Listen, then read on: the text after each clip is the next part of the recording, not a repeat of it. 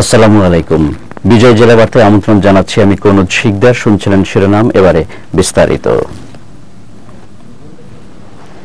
কৃষি সমৃদ্ধ স্লোগানে মুখরিত হয়ে কুষ্টিয়ার কুমারখালীতে শুরু হলো 3 দিনব্যাপী ফলদ বৃক্ষ মেলা।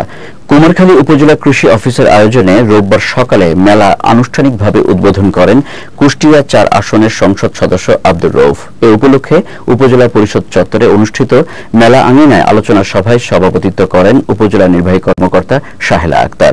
প্রধান অতিথির বক্তৃতা করেন সংসদ সদস্য আব্দুর রউফ। আলোচনা করেন উপজেলা পরিষদ চেয়ারম্যান আব্দুল মান্নান খান, উপজেলা কৃষি কর্মকর্তা কৃষিবিদ সেলিম আহমদ, নার্সারি মালিক শরীফুল ইসলাম সহ অন্যান্যরা। অনুষ্ঠান শেষে ফলদ বৃক্ষের চারা রোপণ ও শিক্ষার্থীদের মাঝে বিতরণ করা হয়।